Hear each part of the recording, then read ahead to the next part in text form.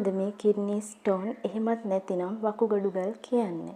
මුත්‍රවල විවිධ ඛනිජ ලවණ පවතිනවා. මෙම ඛනිජ ලවණ ඉහළ මට්ටමක පවතින විට වකුගඩු වල ගල් ඇති වෙන්න පුළුවන්. ප්‍රමාණයෙන් කුඩාවට ආරම්භ වන මෙම ගල් ප්‍රමාණයෙන් විශාල තත්ත්වයට පත්වන අතර සමහර ගල් වකුගඩු තුළම කිසිදු හානියකින් තොරව රැඳී පවතිනවා.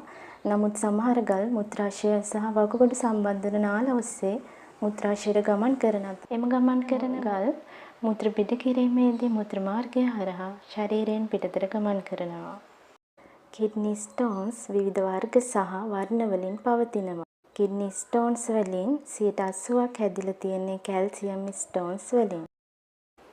කැල්සියම් ඔක්සලේට් සහ කැල්සියම් ෆොස්ෆේට් ලෙස කැල්සියම් ස්ටෝන්ස් වර්ග දෙකක් පවතිනවා. ඒ අතරින් වැඩිපුරම පවතින කැල්සියම් ස්ටෝන්ස් වර්ගය වන්නේ කැල්සියම් ඔක්සලේට්.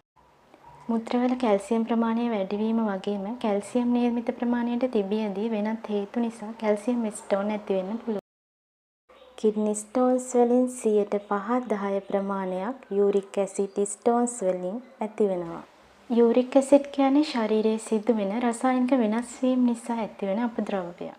යූරික් ඇසිඩ් ස්ඵටික ආම්ලික මුත්‍රාවල හොඳින් දිය නොවන අතර ඒ වෙනුවට යූරික් අම්ල ගලක් සාදනවා. බර වැඩිවීම, නිදන්ගත පාචනය, දියවැඩියාව, වාත රක්ත වැනි රෝගී තත්ත්ව නිසාද ආම්ලික මුත්‍රා ඇති වෙන්න පුළුවන්.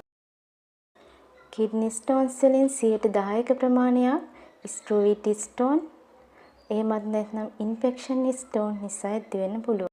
මෙම ගල් නිදන්ගත මුත්‍රා ආසාදනය සමග සම්බන්ධ වෙනවා.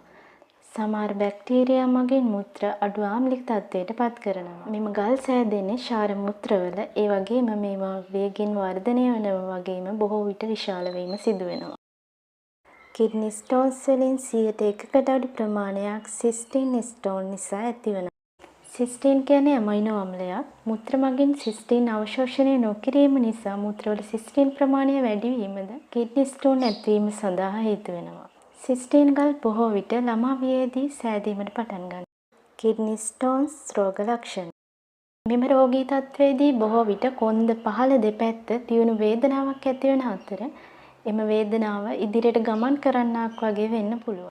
ශරීරයෙන් කිඩ්නි ස්ටෝන් ඉවත් කරන අවස්ථාවේදීද මෙම වේදනාව පැවතිය හැකියි. ඒ වගේම මෙම රෝගී තත්ත්වයේදී මුත්‍ර පිට කිරීමේ දැඩි අවශ්‍යතාවයක් පැවතීම, නිතර මුත්‍ර පිට කිරීම, මුත්‍ර පිට කිරීමේදී දැවිල්ලක් ඇතිවීම, රුධිරය සමග මුත්‍ර පිටවීම, වමනය, ඕක්කාරය වැනි ලක්ෂණ ඇති වෙන්න පුළුවන්. කිඩ්නි ස්ටෝන්ස් ඇතිවීමට හේතු.